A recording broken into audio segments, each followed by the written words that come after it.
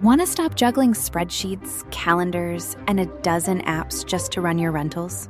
Lodgify makes it easy. It's an all-in-one toolkit for hosts. Build a direct booking website, automate guest messaging, and keep all your channels in sync. Running your rental business your way has never been simpler. And for Good Morning Hospitality listeners, you can get 20% off any yearly plan with code GMH20. Just check the link in the show notes to get started today. Your one-stop shop for the latest news, noteworthy trends, and thought-provoking discussions across the industry. From hotels to short-term rentals to all things travel and hospitality, you'll find each episode equips you with the information that you need to start your week. Join us on Good Morning Hospitality every Wednesday, wherever you get your podcasts. Oh my gosh, we're back. We are back, Sarah. Oh, it only took us a couple of tries here to go live, but we are live a couple minutes after the hour. It's cool. We're live. Has it been over a month? I think it's been over a month. For me, it's been our over last a month. show. I was just telling my mom, I'm like, it's been like 5 weeks. What? Life goes quick. Life does go quick. It was utter, in my end at least, I can speak for that, utter insanity. Why don't you tell viewers what you did? I mean, you did so much. You're all 30 minutes and you gave everything. Oh my gosh. How much time you guys got? One of the main reasons why I couldn't do the show for a while is I was traveling in Asia. And as many of you might know, just even by looking at the map, that's a 14-hour time difference from Los Angeles, 11-hour time difference from the East Coast. And also when I'm on a work trip and far, far away like that, we are working from 7 a.m. until like 10 p.m. at night. So it is, those are tough days. So it's very hard for me to like join a live just because I don't know where I'm going to be. I don't know how the Wi-Fi is going to be. I was in countries where I'm like, I might not be able to like receive a phone call. So it was wild. But it is good to be back. I was working with the Mekong River region. I will be sharing videos soon. They are in the approval process now. But I ended up in Vietnam, Laos, Cambodia, where I know you've been, China, in Kunming, and Myanmar, which I know is a level 4 do not travel right now, but we're living on the wild side of things. And then ultimately Bangkok before came home, dropped my suitcases, and had to quickly get over that jet lag. And can I tell you, 14-hour time difference, you don't get over that jet lag in one day. I was like go for a workout and a cold plunge in your back. Oh, no. Oh, that would have been great. No, it was like 1 PM, and it basically felt like it was like 4 or 5 a.m. And you know where you feel like nauseous, like because you're up in the middle of the night. I was like feeling nauseous, trying to stay awake after 5 p.m. And what did I have to do? I had 6 days to rally for my TED Talk. I did a TED Talk. TED Talk. Congratulations, Sarah. I love how we're dropping out there. The first TED Talk, because I will do another. For sure. This is going to hit. You're going to be so famous that you may not have time to do this soon. All right. Let's calm down. It's all right. But yeah, such a cool experience. So that is where I've been over the past 5 weeks. On LinkedIn, I probably seemed quiet. You guys were probably like, what's she doing? She doesn't care. Oh no. But if you were following on my Instagram, you would have been like, oh my gosh, Carmen Sandiego. She's been everywhere. Mm-hmm. I like that you were in Cambodia. Over here, if I can get it right here, this little thing is Angkor Wat right here that I got from when I was there. That's beautiful. I think that may be my new favorite like place in the world. It's so cool. I felt like Tomb Raider in there. So cool. And Christopher was following along. Yeah. Oh, good. I still have more to come, Christopher, just in case you didn't get enough Asia content. Oh my gosh. Bangkok was too much for me when I went there. It was like overwhelming. I was like, get me out of this city. I can't be in here. Oh, see, at that point, Bangkok was welcomed because it was far more Western compared to some of the places that we had been just leading up to it. For us, truthfully, Hanoi was a bit overstimulating. Obviously, they're known for their scooters and just like, I mean, you try to cross the intersection and it's like Frogger, like real life Frogger. But the trouble that we had with Hanoi, and it might have been just the timing. There was a typhoon like the week before, basically a hurricane, but over there, and like the streets had been flooded, and so there was this stench to the city that, I mean, I've never been there before, so I don't know if it was normal. But after the third night, it rained a lot. And then the next day I went out on the streets and it was normal. It smelled like, it didn't smell. But for the first 3 days we were there, there was a weird smell. Yeah, it smelled like rancid beef. And I was having a hard time with that because I don't eat beef. So if you want to be real specific. But it was incredible. So Bangkok, though, was definitely overstimulating, but we just like made our way through the city. I like Thailand, though. So you had a great trip. You got to do a TED Talk, and now you're back here. Now I was busy as well. Yeah, we dodged a hurricane. Very lucky. I feel very bad for my friends on the West Coast. They lost a lot of things over there, over in Sarasota. Tampa got very lucky, but that was a little bit scary. And hopefully we're done with those. Because it is hard in all the hospitality businesses out there when those come through, especially in North Carolina. Man, Asheville got destroyed with the other hurricane, Helene, that came through. Wild. Because Asheville, and by the way, like, sending out, our condolences to anybody that's like has gone through it. I mean, I wouldn't expect you to be watching this live, by the way, because you got other things to focus on. But it's been crazy seeing, and Asheville's like inland quite a bit. In the mountains. Yeah, that's like where I would go to get away from a hurricane. It just shows you nowhere is safe now. But let's see what else we got going on. Vacation rental business is growing and growing. We continue to do things. We have our brand new website coming out next week, which I'll share with everybody. Ooh. I have the Hospitality Mentor Awards. So from my 50 hotel and 50-day journey, I'm going to be at the World Travel Expo, and they have asked me to host the Hospitality Mentor Awards and give out 12 awards for all different categories of the hotels that I've been at. Selecting the recipients of these awards, was that challenging for you? That was really hard, and I felt bad because like there's some good friends and general managers that I could have been like, oh, I'm gonna hook them up, right? But I got to go with what I would recommend. And so they're nominees. We nominated almost every hotel out of the 50, but not every one got a nomination, and all different winners. There's no double winners. So. That's wild. I have to say, when you are in a position that you have to end up like choosing somebody, like giving somebody an award or whatever, it's very difficult. It's like, especially because the titles are best lobby, best hotel bar, best pool cabana, best kids program, right? Like, so people are going to win some stuff, and we'll see where this goes. When you were like, okay, best lobby, you're like, oh, I know, or you're like, ooh, toss up between like 2 or 3 in your head, and then you had to kind of like sit there and toss up. And I was like, all right, if I sat in this one, this is what I'm looking for, right? Like this is the one. Or at the bar, like it didn't have to be like the fanciest bar because I nominated one that's like a hole in the wall, but but then you're like, dude, they have the best bartender or whatever. Right? That's what it is, the best bartenders. That's how I chose it. So this one, they'll know. It comes down to the human element of hospitality. The human element of my script. Your TED Talk. Look at that speech. We got to get it autographed and framed, and we can raffle it to somebody. Here, it's like I got like it's all beaten up. And then I got nominated. I don't know how it happened, but I got nominated for South Florida Hospitality Professional of the Year. So pretty First cool. Of all, congratulations. And secondly, you don't know how you got nominated. You got nominated because of all the good work that you do. There you go. We take it, Sarah. So we've had a big month here, the both of us. We have. I love it. I love what we're up to here. And I missed our chats every week. And for all of you joining us, I miss you all chiming in and letting us know these things. So Christopher, thanks for being here. And all of you over here watching, we see all of you. Don't be afraid to comment. We're here. We're happy to chat with you. I know. Oh my gosh. It's getting like back into the swing of things, but very exciting. Very exciting. So should we get back into the swing of things? We have some topics to cover. Yes. And it's not what the titles are here.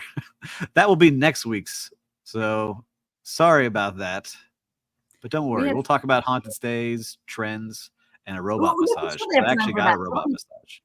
Oh, you got one? Oh, yeah. I'm all about it. my friends got one too. I have not had one yet, but we're going to talk about that next week. Okay, guys, we're just going to plant the seed there. So, well, the first thing is, and I kind of love this topic, is like, when did a $200 hotel room start feeling like a bargain? We've talked about this many, many weeks ago, actually, probably at the beginning of the year, where it's like the rise of the $1,000 a night room. Yeah.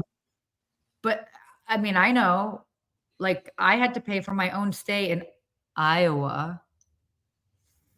Just say that. And I'm like, oh my gosh, I'm literally paying over $200 a night to stay in Iowa. What's the capital of the world?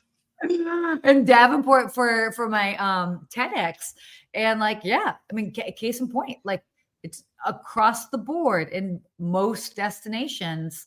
I mean, the price, hotel rooms cost more. It's challenging to find rooms that are less than that. Yeah, and it's only going to go up. And Yeah. what's weird, I'll say weird, it's hard. And so I think that might be a challenge too, is like going to see if you can find a good hotel at under $200, at $100 or $150. But that's where I think vacation rentals are starting to win again. Like our vacation rental company, we're in that 200, 250 range, but it could fit 3 bedrooms. Yeah. You know? Yeah. Start it up, and it's a little bit of a savings, but the $200 room, look, I guess things are expensive. Labor's prices going up. The supplies of everything is going up. And totally. I don't think it's going away anytime soon. Oh, no. I mean, it's like, no, it's not going away. It was interesting because we were looking at some of the prices of the hotel while we were in Asia, and like the quality of the hotels that you would get for like $100 a night. It was just incredible. No, great. And it was this reminder. And then like you come back here and you're like, okay, we're spending $230 a night, $250 a night. And then it's like, oh, there's no soap in our hotel. We will come back to that later. They were out of hand soap and they said we should use body wash. Anyway, well, see, I went to a hotel, and this is not, it's $200, but it probably should be. And it's someone that they paid for it, but it was $800 a night. And I got there and I was like, what is happening here? It's a tiny room staring at a garage. And this is what's continuing on. So it says hotels in Boston and Miami are charging an average nightly rate of $227 thus far this year. I don't know which hotel that is in Miami, because I like to see which one it is. And rates in San Diego averaging $217, according to CoStar. And hoteliers in New York are asking the most at $276 per room. Yep. That's crazy. I don't know which hotel rooms those are. Like, there must be something swinging them. Because I was looking at hotels in New York. I haven't seen any at that rate. Oh, you're talking about that? That's like super low. I feel like that's even lower. Yeah, I feel like the rate's probably higher. I mean, it depends. Like, I just was booking clients in New York, and I was looking for. I mean, it was wild. It was kind of to the point where I was like, wait, what's going on right now? Because all like the like 5-star hotels, because these clients stay in 5-star hotels, all of them were booked. And so it was nuts. I mean, I combed through like 12 different hotels to find an appropriate option. So, and I can tell you, it was not $200 a night. I ended up booking 2 different rooms. One was $1,200 a night for a regular room. And then the other one was like, I think like $16 a night. And it was a slightly elevated version of a regular room. That's wild. That's why I'd say those are the cheap rooms, right? That's the $200 is now what people are pushing us. Oh, that's cheap. Where before it was like, oh, 80, 90, 100, 150. Totally. But if you go in an off-peak time, obviously you can find that. I normally go to New York in January because there's a series of conferences I end up going to, and I always have meetings in that same weekend. And this last January, I was able to find stays. I stayed at the Moxie in Times Square. And I think I only paid like $125 a night. All right. So there you go. Good deal in the part of New York. I think that's where it is. And, like there's deals to be had. And I would say there is a value to some of these luxury hotels too. Talking about big names. Like my my wife had a big event. We stayed at the Four Seasons there because that's where the event was in Miami. I was like, oh man, it's expensive. This is $500 a night. I was like, all right, we'll make this a staycation. But 500 is good for that hotel because the hurricane was coming through. So people left and the 500 rates is dropped. very good for that. Usually hotel. it's about, 1,000. But anyhow, for that 500, I got Equinox Pass. That's $100 for a day pass. They had all the free amenities around, all the things in the room that you can use. And I was like, start looking around. I was like, all right, you see the value of the things that they provide you as you're going around. It's just wild when you think about like what the average rent or like mortgage somebody pays, and then like how much like a hotel room could be either half of that or that, depending on where the person lives. Like that's just wild. But here we are. That's like we are living in this new era. Things are just more expensive, and it's only going to stay that way. Dining out, like I used to dine out a lot more. No, it's just yeah. I was out at dinner last night, and we were 2 people, and it was probably close to 250, 300. 50, 300. I know, it's crazy. It's crazy. I don't go to fancy places. We've talked about this, and we could vent about this. We'll see what happens in a couple of weeks when there's a new president. We'll see what starts happening. Oh my gosh, yeah. No. We won't get involved in that. No, we definitely won't get involved in that. Yeah, we'll see. But I mean, always, regardless, like politics aside, but always on an election year, like everything's just a little bit like, until people are like, where are we going now? Tension going around. I think that's very true. So going on to our next topic here, which I thought was really interesting. First of all, our good friends at Marriott, they did a thing where they unveiled 10 future foodie trends in a new culinary report. Yeah, I was like, we should talk about something fun. And I thought this was really cool. So they did the Future of Food 2025, and it was released by the luxury group by Marriott International. And there were a couple of interesting trends in this. Do you want me to kind of like start kind of going through some of these, and then you can? Why don't we give them like the titles, and then we can come back to them. So let's give there's 5 titles of that they think are the trends coming through. Well, these are the 5 main ones, but they also have like other. They actually have other. There's 10 total. So Asian Wave. So it's like more Asian. Yeah, I was. Great food. By the way, side note, I came home and ordered pad thai the very first night. Shrimp pad thai or chicken pad thai? No, veggie pad thai. But I totally had pad thai. Oh, and then when I was in Iowa, I ate Thai food there too. Oh my gosh, it was hilarious. And I said like a couple words in Thai to her. She was like, oh my gosh, it was awesome. Sustainability and ancient techniques is another trend. Fine dining. So they're sort of like hyper local and super fine. I love this one. Food as medicine. Now there's also kind of like emerging culinary destinations. So you went to some of these, didn't you? I did go to some of these, which we'll go into. And then kind of the 5 other trends are focusing on sustainability and regenerative farming practices. Yeah. We see that a lot with the One Hotels, new beverage options. We've talked a lot about non-alcoholic, no-touch technology and AI implementation to order, and then multi-sensory experiences and environmentally friendly dining venues. So, wow. So what kind of stood out to you? I liked seeing the ancient techniques. I think that's cool. Like to see like how it used to be made way back in the day. Can I tell you something I did? And it started while the hurricane was going on. I started getting obsessed with, doing my own bread. I made my own bread. I made 2 different loaves of bread. Dude, it's not 2020 anymore. What are you doing? I had a week of, I had 2 days, and I'm like, I'm going to start being able to do things myself. And I'm going to start with bread. And then I was like, you know what? I started getting into like, I'm going to look at these homesteading on the farms and seeing like how they do it with the eggs and the bees and like getting their own honey and all that. So I was like, all right, I'm going to learn some more of this. So that's my goal for the rest of this year and the beginning of next year. So got a bread maker now because I was doing it by hand. Now I can plop it in and have fresh bread, and the kids can choose whatever kind of bread they want. Done. I mean, look, it's awesome. All of that stuff is fun when you kind of get into that. But it's this when we're talking about ancient techniques, by the way, it's the return to labor intensive techniques. So making bread. Making bread. Yeah. Next thing you know, you're gonna be churning butter. Oh, Bread butter, anyone? We have it for sale. Oh my gosh, your dance moves I just saw. You're like, No, I was hey. churning the butter. Churning it up. Oh my gosh.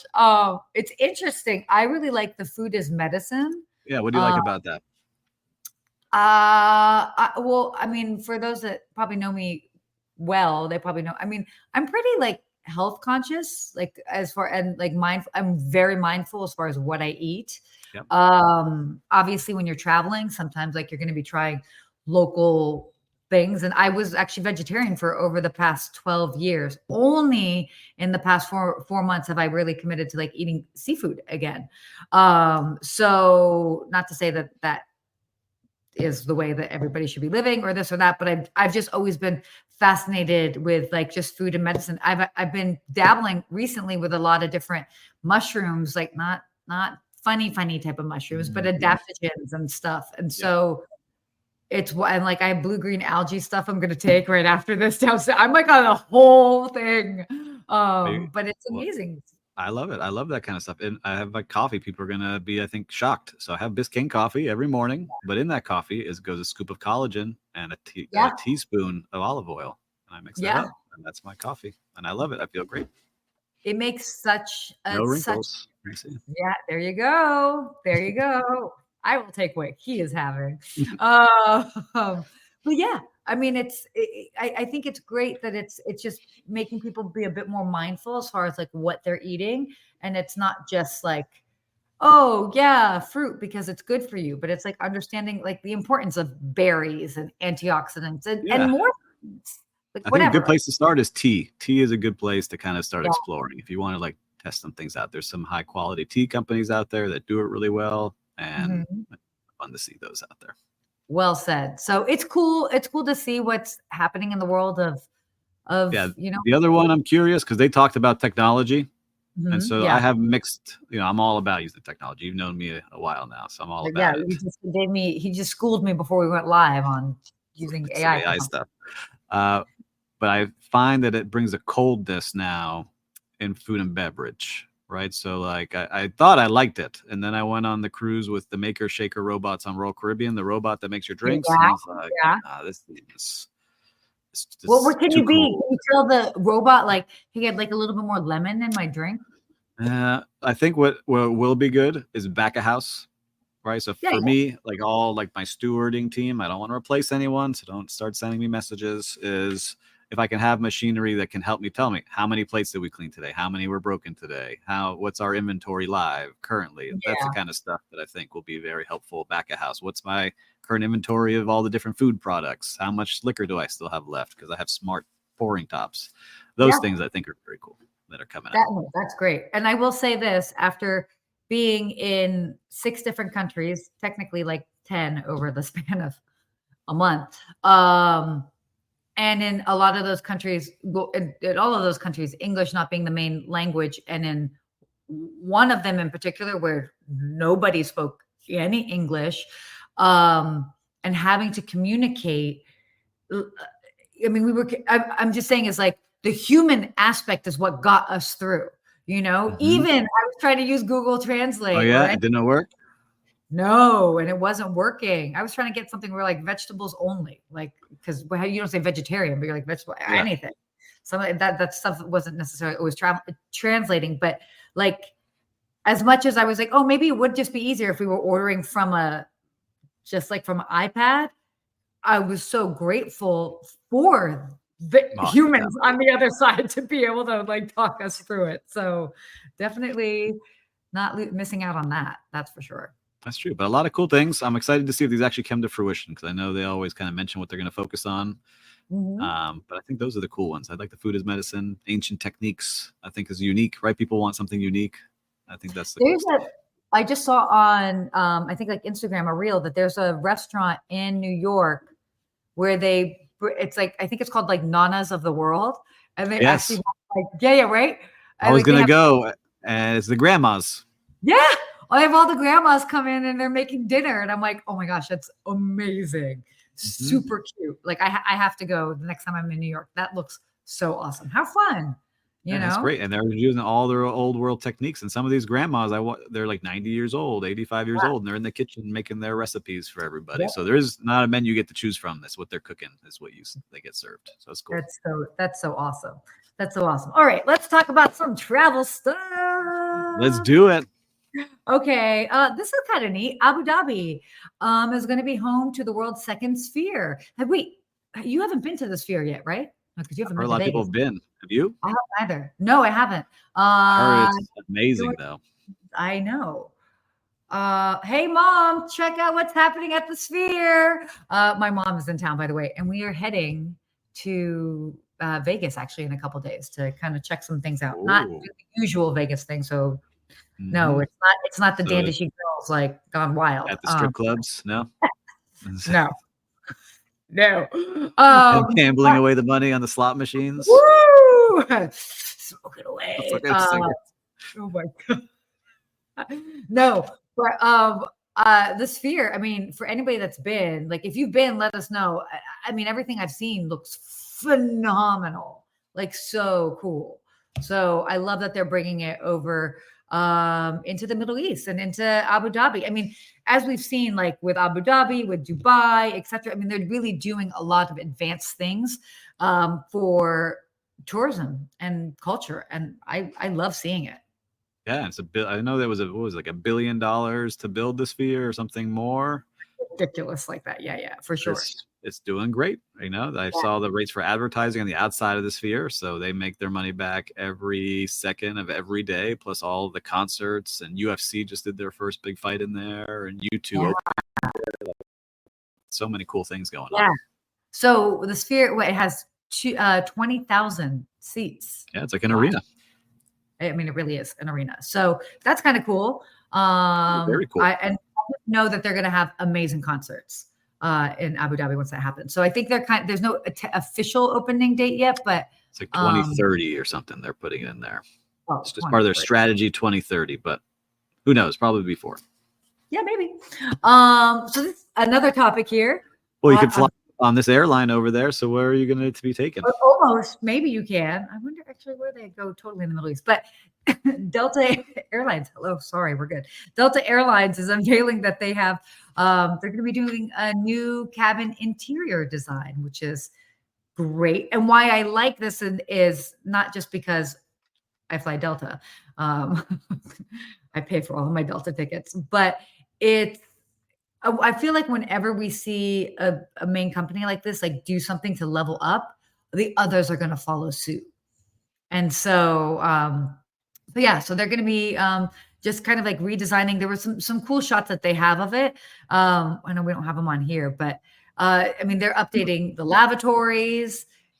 So I love this. Their azure blue is like their color, which is kind of neat. Yeah, the seats, like it was very nice. So it's a blue seat, very luxurious looking, and it has some hidden little touches of red line across the middle of the chair.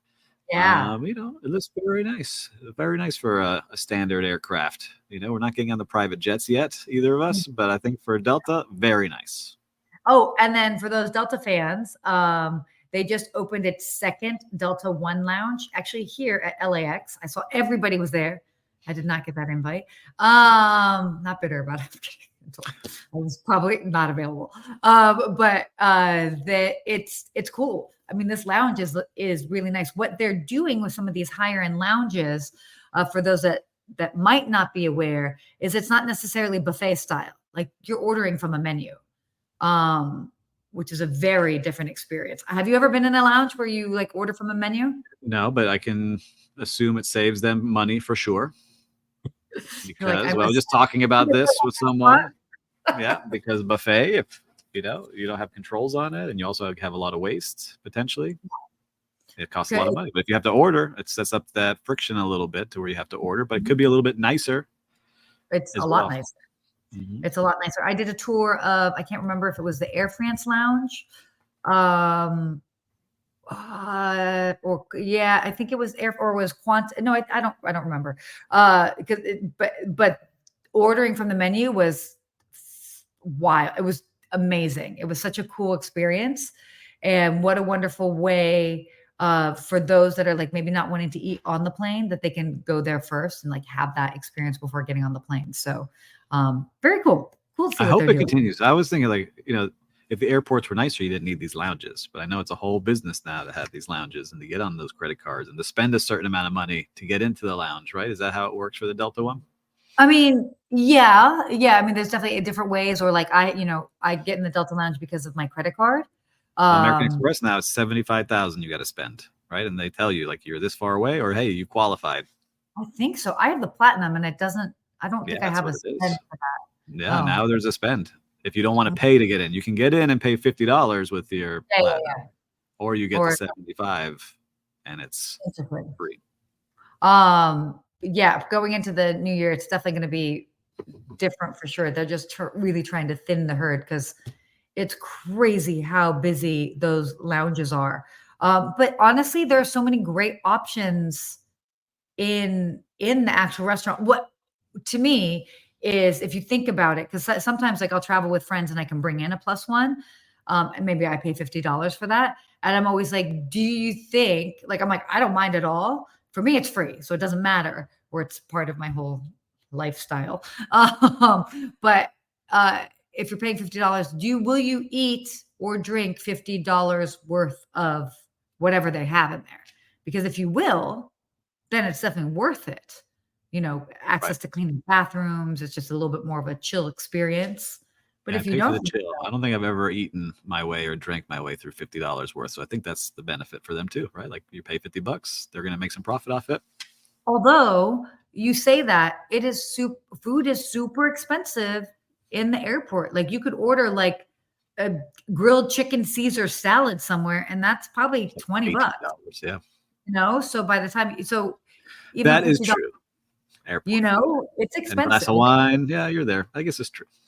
if Or you're an ordering stuff. So, oh yeah, actually, before my trip to Asia, I actually went to a place and I ordered. Don't ask me why I did this, but I ordered sushi, and it was like I ordered two different rolls, and like I got a big thing of water, and I think my bill was like $43. I was like, oh, okay, so you know, Yeah, you're it right there. You get your value out of it. Let's say I don't totally, mind totally paying for it. I'd rather sit in there than in downstairs for hours waiting for the flight to for come sure, through. depending on how much time you have. I think we got to And skip this next one. We got to skip to our real time recap. We're at let's go. 32 minutes here. So you've been around the world. Why don't you go first? What was your real time recap? I'll just say kind of two. One is just like the incredible hospitality that I saw in general while I was traveling throughout Asia was amazing. And it was almost this reminder as far as like how great it feels. Like you can be in a place where it's like culturally things are so different, and it's the human experience that makes you feel comfortable, that makes you feel at home, even when everything else around you is it is very different than home. And so it was wonderful to see it alive and thriving. And I didn't necessarily always stay at like the fanciest hotels. In fact, it wasn't about the hotels. Some were very nice. Some were very, pretty basic. But again, it was so wonderful to be kind of like welcomed. And then everybody took almost ownership of like their country. Like, oh, we want, like, we hope that you have a wonderful time in our country, and they just like work at the hotel. And it's a very different and a very broad way of like taking that ownership that I feel like we don't necessarily have in the United States. We're not like, oh, we hope you have a wonderful time in the United States. Nobody No, here thinks like that. no, it's like But have a great time in Miami yeah, Beach, maybe. Yeah, yeah, I I like know that. See, but exactly. it's like made So, you feel warm and welcomed. I think that's the totally. key. That's what mine was this week too. So I stayed at a hotel that called the Colony in Palm Beach, and Mhm. the server remembered me from my previous stay there 6 I months love that. before and used my name. And I was Oh, like, remembered it? Wow, that's amazing. so I don't know what kind of impact I left. Hopefully it wasn't a bad one on her, but she remembered my Totally name. one.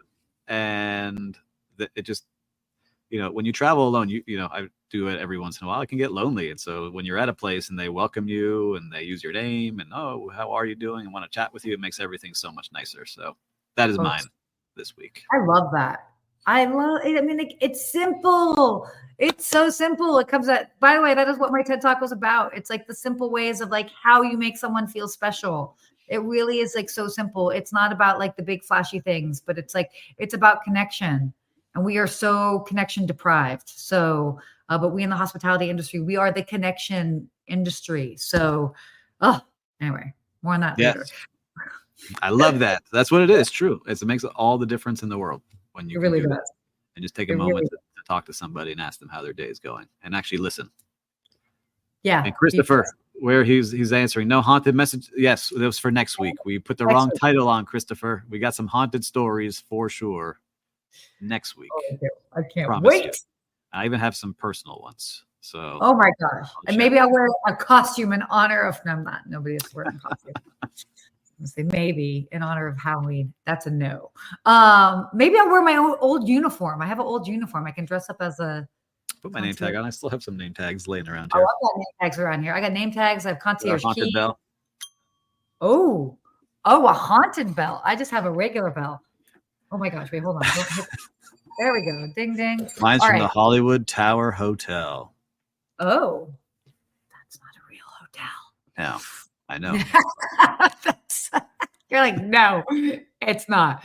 All right. Wait, are you able to include this hospitality quote? Or is that no, but I will read it. Okay, and it will say, strange to see how a good dinner and feasting reconciles everybody.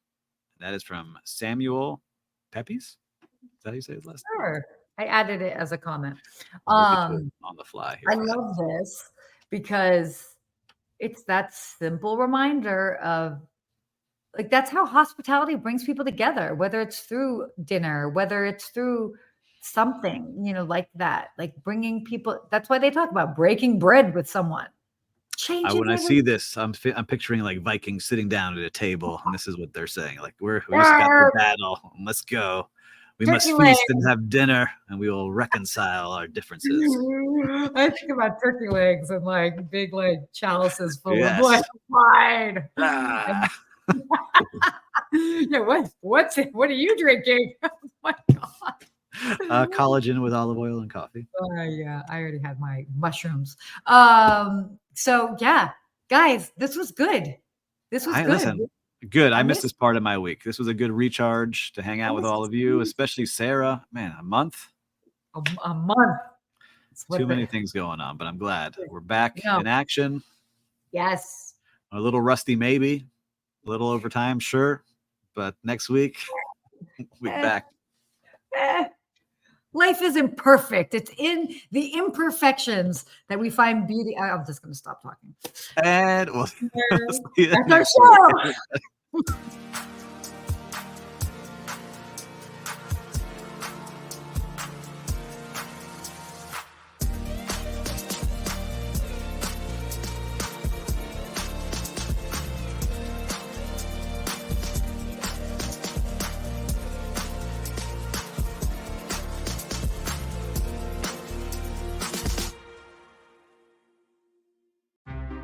Want to stop juggling spreadsheets, calendars, and a dozen apps just to run your rentals?